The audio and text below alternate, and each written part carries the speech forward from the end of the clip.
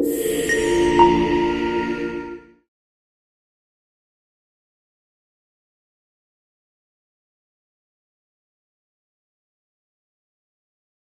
everyone, this is Shauna Cronin, the Canada lead for the Global Leadership Exchange, and I am here today with Joanne, and we're going to be doing an episode for our mini-series, the Actionable Insights podcast, which is a substream of the Global Leadership Exchange's podcast series that's really focusing on the Canada Leadership Exchange, which is happening throughout the country and then in Ottawa in June 2026. So, Joanne, I would like to invite you to introduce yourself. Anna. Hi, everyone. My name is Joanne Mills. I am the Vice President of Quality Services and Indigenous Relations at Community Living British Columbia here in Canada. I'm a Cree woman, originally from a Treaty 5 community called Ochekwi-Sipi, which is the interlake or the heart of Manitoba. But I have strong ties to British Columbia. Um, Married into the Haida Nation, and my children are registered there. And I'm also a parent of a person who is CLBC eligible and probably my most powerful teacher in the work that I've been doing there. Thank you. Thanks for sharing, Joanne. Um, and as a parent, I often say that as well, that our children can be great teachers. So that's a lovely sentiment to get us started. So I'm going to start a little bit by asking you to help contextualize probably some of the language we use in Canada and some of the thinking that we have right now in Canada in terms of systems and transformation and Indigenous partnerships, specifically Inuit, Métis, and First Nation partnerships happening across the country. And so you are hosting a two-eyed seeing match. I'm hoping that for our international listeners and delegates who might be hearing that language for the first time, you can explain what it might mean. I'll do my best. So, two-eyed seeing was a term originally articulated by a Mi'kmaq elder by the name of Albert Marshall. Um, I think he was trying to teach us to see with one eye the strengths of Indigenous knowledge systems, and the other eye the strengths of Western knowledge systems, and to use both together for the benefit of all.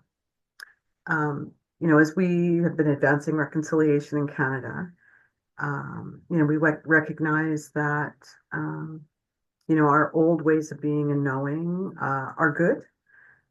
We also recognize that Western ways of being and knowing are good. And so it's really about blending those two systems without diluting either.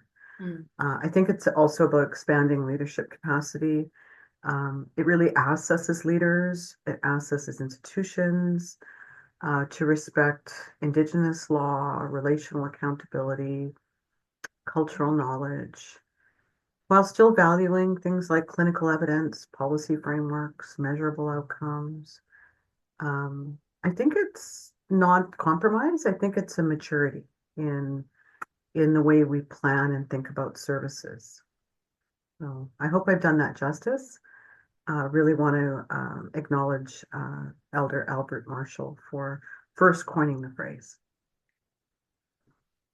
I really love hearing you speak about not diluting and actually it being an expansion of leadership. And I think oftentimes in our systems, people can feel overwhelmed about trying how they don't dilute, how they can try to transform systems in ways that are collaborative and open, and building on many strengths. And so you're working in disability support systems. And can you talk a little bit about how two-eyed seeing looks in disability support systems? What is a practical application of this way of thinking and being and showing up? How does it look?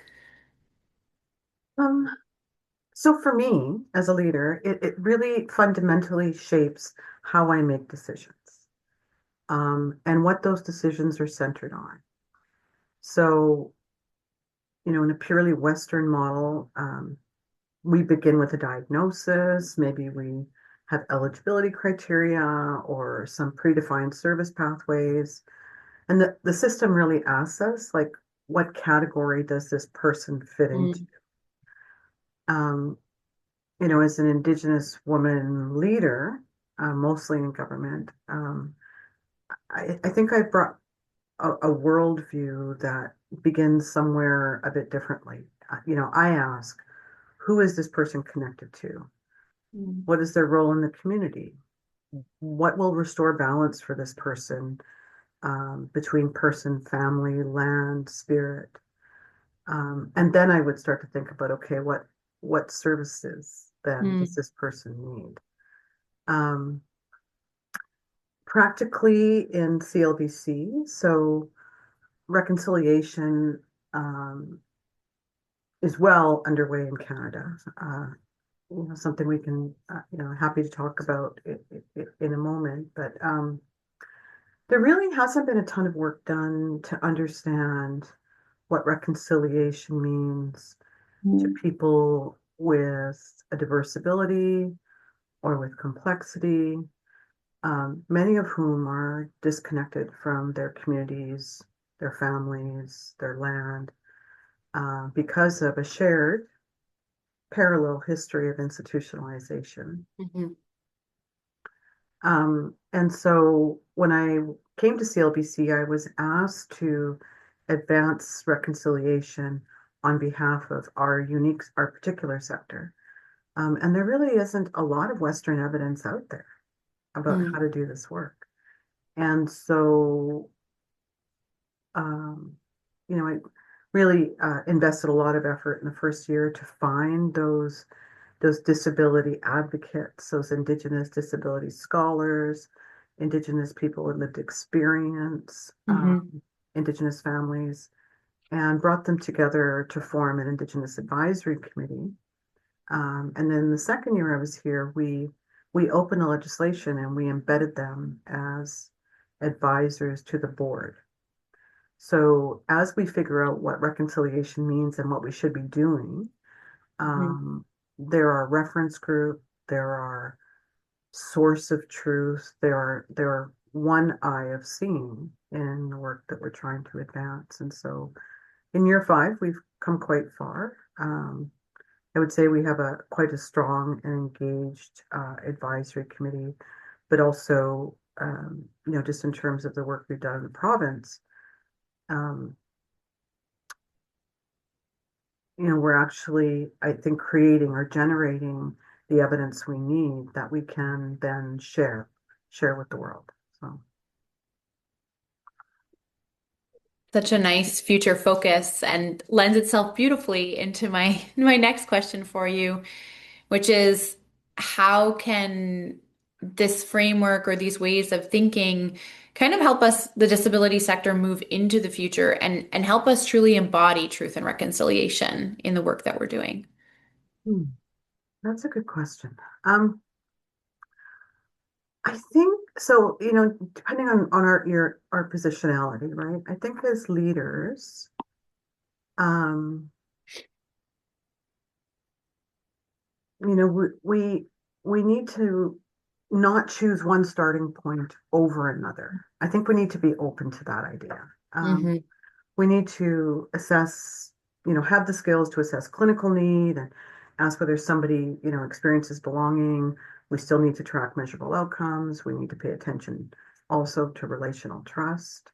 Hmm. I think there's another shift that's critical. We should be, particularly in reconciliation, but I would say for everybody that we support, is my personal opinion, we should center the outcome on the person first, not on the system performance. I think if we start there, that actually informs how we work together and what reconciliation would look like for that community, for that individual in that community, for that community in that nation, for that nation in that province. Um, because it's not been done before. There's no roadmap. There's not, 3,000 research articles that we can draw from. There's not a ton of this work going on in the world. So, I think we need to ground ourselves in the grassroots. So I think, particularly for us in the disability sector, we believe in self-determination. And so building on that, if we truly believe in self-determination, then, the question should never be, did we deliver the service? The question should be, did this increase the person's agency, dignity, connection? And what can that tell us? So what can we do with that that could then advance that work for other people? Um, what else would I say about it? So,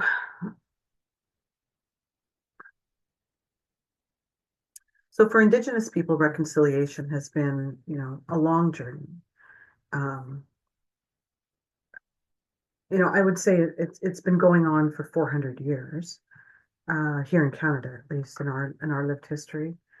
Our colonial policy was to disrupt us, disrupt us from land, from our governance structure, from culture, from family, mostly through institutionalization and residential schools. For people with disabilities who have this parallel history, not the same, but parallel, Western systems, we did the same, segregation, forced institutionalization, separating people from community and decision-making power. So if you accept those two things as truth, then what I said before about starting with what an individual sees as the journey that we need to go on, um, really, I think is the foundation of reconciliation, at least for those of us in the disability sector. If you ask that question to, chiefs who are working on land back or um, communities that are working on treaty, they would have a different answer, Hmm. perhaps. But Hmm. for us, it's about figuring out how do we honor this individual now that we're here, and what begins the process of repairing that. Um, so it can't be symbolic. I can't do it to people. Hmm. Um, I have to share power because I don't know. I'm not the authority. We haven't done this work before. It's not performative. Um, it's often easier to talk about reconciliation, from the perspective of what it's not. Um, it really is reinforcing the principle of nothing about us without us, but that principle is also the process. Mm. It requires leaders to be courageous, but also humble, because what we learn in those moments, when we're sitting with people who are affected by the decisions that have been made before or that we're making today, um, is that reconciliation is really about restoring, reparations, repairing, Hmm. returning. Um, and for me, who works in government, to do that, I have to sit in circle with the people that have been disrupted, and really take into account not just their hopes and dreams, but what they've identified as important to them. Um, I think the last thing I would say about it, and probably the most challenging part as a leader in the system, is then translating that for the system into things that a bureaucracy or a system can actually Mm. uptake. So, you know, I was given a goal, help people from woodlands reconnect to their community. So there are people who were in institutions who have been, um, disconnected for a very long time. Hmm. And when institutions closed, um, not many of them got to go back to their community if they were Indigenous. Hmm. And so 25 years later, I've been tasked with trying to help people to reconnect to their community. But community is also disconnected from them. Mm. Disability confidence is low. Um, so I created a funding transfer agreement. So I was told, what I heard as I listened in the circle is, Hmm. help me go home. And I'm like, how do I do that? So I Yeah. created a funding transfer process so that communities could begin to deliver their services to their own folks as a first step to helping people go home. So that's kind of how I would see it applying in our system. So when you provide these examples of how this can look in community, there's an aspect that's coming through for me around creativity. And in leadership, having to work within the structures that exist, or having to work within the policies, or having to work within the programs as articulated or as funded is a reality that many leaders have to contend with. Can you speak a little bit to how do you, as a leader, find creative solutions within those structures that might exist and make that look the way it needs to for people? So first, I think I embrace a certain truth. One is that um, there are many ways to accomplish something. There's no one source of truth. There's no one way of doing things. There's not a right way. There might be a right way for some people, but there's not a right way for all people. Um, so I would say I always, first of all, question um, the way that we've, interpreted uh, how things should be done. Um, because just because they've been done that way doesn't mean they're actually even good for anybody. It's just the way we've done it. So second thing I do is I really focus on what is the problem we're trying to solve. Um, is the problem I need to help people reconnect that have been disconnected for 25 years? Is that the problem I'm trying to solve? How do I do that then? Right? And start from there. So I think those two things are always, kind of how I ground myself before I start that work. Um, and then, I mean, the joke that I make is, there's always a way. It might take a little effort.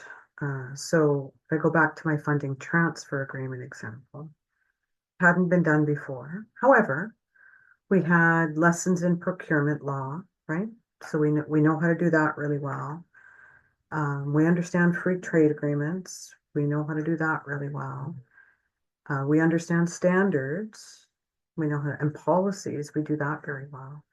So what can I learn from those things to create something that would look a bit different, still compliant, but enable that pathway home?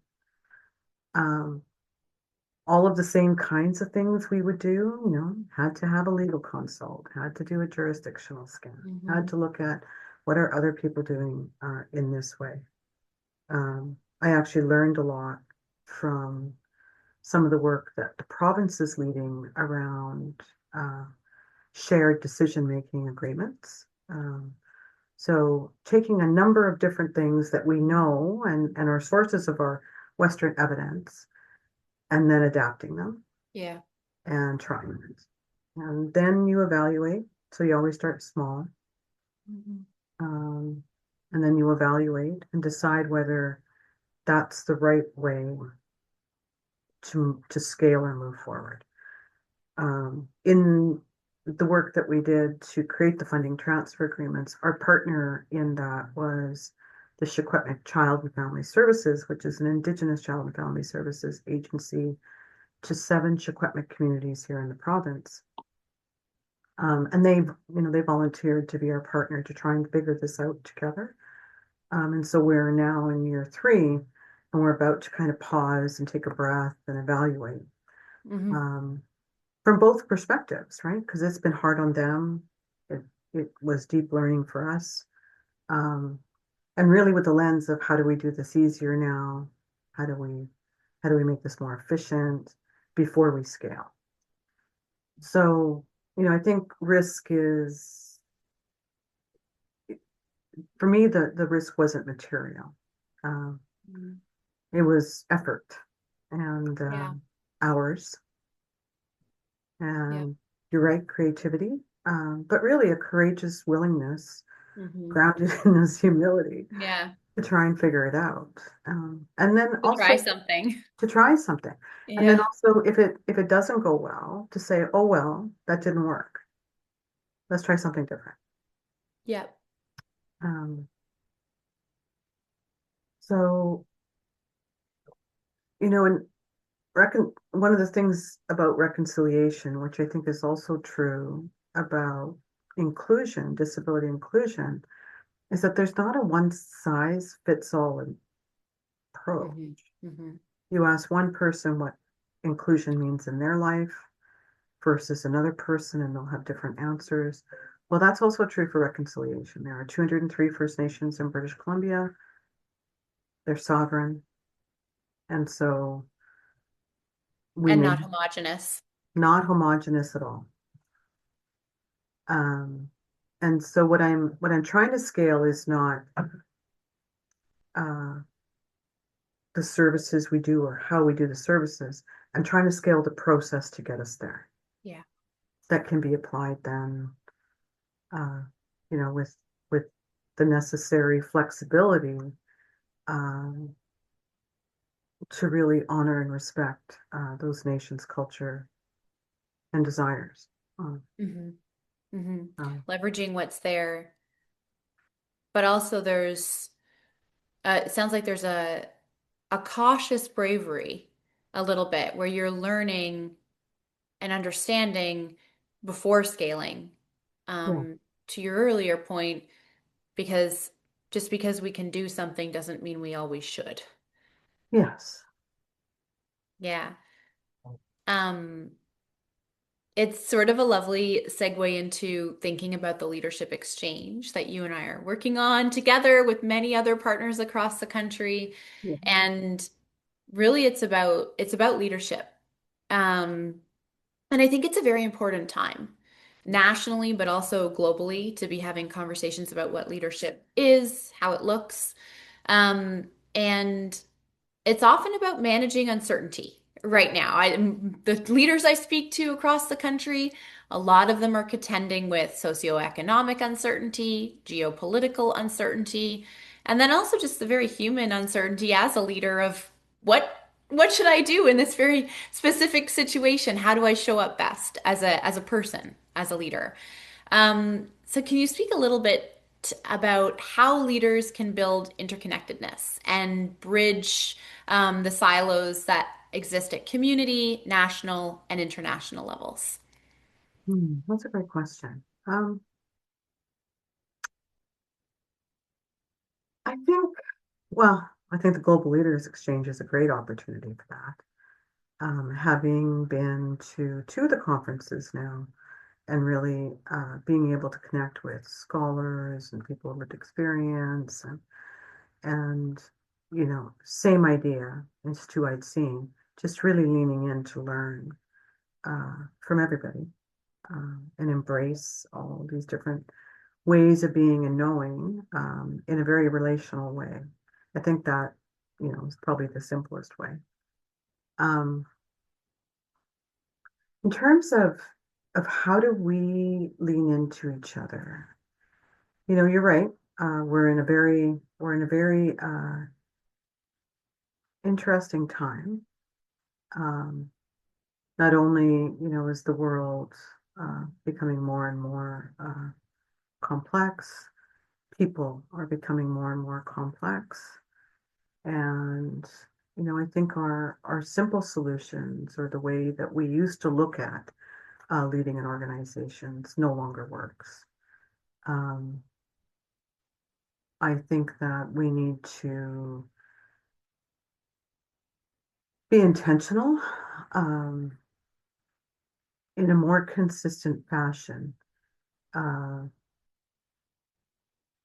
to sitting together, as I would say in my Cree way, to sitting together in circle, to putting our heads together. Um, I think that some of the best solutions, even looking back over history, at times when communities were struggling, as we are now, when you lean into each other and around a shared set of values and a shared vision of what you want your future to look like, and you're intentional with that, and you put energy into that, um, what history tells us is those are the things that tend to come through the difficult times. And so if we see ourselves not as disconnected countries, but as uh, leaders with a common goal or a common vision, um, if we are willing to share with each other, give time to each other, and be open, I think we can begin, if not to advance, at least hold um, what we have created so far, how far we have come. For us, for me as a person who is, very passionate about uh, disability justice, um, I felt a bit concerned with some of the language I've heard in the world today. I'm a strong believer in the UN Convention on the Rights of Persons with Disabilities. I feel like it's one of my grounding frameworks. Um, and so I'm, really very interested in connecting deeply with other leaders who share my passion for that work, but also who have um, experiences that I can learn from. And um, also, just to hold each other up. I think that's important, especially when things get challenging. Um, I hope that answers that question. I think it answers it beautifully and um, segues very nicely into sort of the next piece. And disability justice um, and human rights, I think, are important and powerful ways of having conversations that ground us in accountability of as leaders what our responsibility is. And I think is important. They're important concepts for us to really critically reflect on, I think individually but collectively, in understanding our power and our privilege as leaders. Mm, And the space that we hold, the conversations that we can facilitate, the bravery and humility that you spoke to so beautifully earlier that we can either exhibit or not. And so as we're welcoming international delegates together in Canada, and I love what you're saying, it's not necessarily separate countries or even separate individuals. Is there a commonality? Is there a common vision and something that unites us as we hold these leadership roles coming together? But as we welcome them to Canada in June, um, how can we expand and share Canada's learnings around truth and reconciliation to global conversations on some of those critical pieces like human rights and disability justice that I think we all need to be accountable to as leaders. mm. That, so the matches are a great opportunity. I'll make a plug for mine. Love that.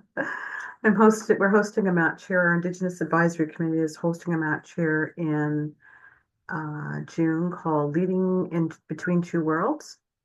And we're welcoming people who are, interested in designing systems that are meant to um, meet the diverse people's needs that come towards us. Um, so I'm really excited about that. Uh, so I would say participate in a match, um, and, bring your wisdom. And um, for those of us that are hosting a match, I feel very honored to be able to do that, to share what we're learning here. So that's one way. I would say another way is, um, beyond the Global Leaders Exchange, we need to do our best to remain connected. We will find, you will find at the GLE conference people who are like-minded to you. I definitely did when I went to Utrecht, and I definitely did when I went to Chicago. And I remain connected to those folks and have continued to grow, not just my knowledge, but my confidence, my voice, the conviction in my voice, which I think is very important. I am privileged as a leader. I hold a, I hold a space that, not many people get to hold. Mhm. And, I'm deeply, deeply conscious that, people like my daughter's voice is not that powerful yet in the world. And so, I do my best to elevate that. Um, Mhm. and if you think about coming back to my circle analogy, if you think about a circle of leaders that have that conviction and a shared message, I think that's quite powerful. Mhm. Um, we do have the ability to influence and shape um, decisions that are made, um, in it for institutions and in systems, in communities, um, sometimes just communities. And, the stronger that voice, collective voice gets, I think the bigger our influence becomes. Mhm. And, I'm interested in that. I'm definitely interested in promoting, at least sustaining how far we've come with respect to the rights of adults with disabilities, our understanding of persons with lived experience. Mhm. Um, yeah, so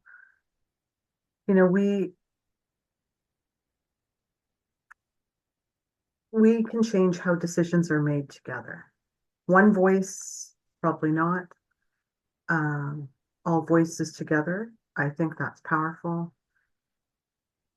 As a person, as an Indigenous person in Canada, and certainly, have lived that. I grew up, there was a time in my life when, I had to have permission to leave my community. And Mhm. now I enjoy, all the same rights and freedoms as everybody else. But that was a collective effort, and it was our collective voices and a persistence, a respectful persistence. And yeah, one of the other things that I would say around this is I've seen a change in our young leaders, Mhm. and I'm very interested in learning from the younger generation of leaders that are coming up. Um, that the idea of dignity, belonging, equity, it's not something they seem to have to learn. It kind of seems to be who they are today, probably as a result of growing up in a very global geopolitical world. Mhm. Mhm. Um, and so, welcoming those young leaders to our conversation, and hopefully those young leaders welcoming us older leaders to their conversations. Mhm. I mean, this really gives me hope that, you know, the shift is already underway. Um, yeah, that's what I would say. Being a parent to many teenagers, I would concur with you. I think that there is a movement for the future that makes me very excited. And I love the idea of us coming together in circle and community, in a shared vision of what we hope to achieve. And it makes me think that there is a a strong responsibility that we all have to ensure we're not appropriating voice, but that we are amplifying voice. Um, for those who, to your point, have not been invited in Mm. to circle or community or decision making or leadership yet. Yeah. And your sentiments about young leaders and kind of the future and having hope for the future, I think is a lovely way to sort of invite people that might be joining us internationally or from across the country to join us Hmm. and be part of that momentum of leaders. And Joanne, it's been such a privilege to hear your reflections as a leader and just your how gracious you've been in sharing. So thank you for that. And I'm going to turn it to you and see if there's anything else you would like to add.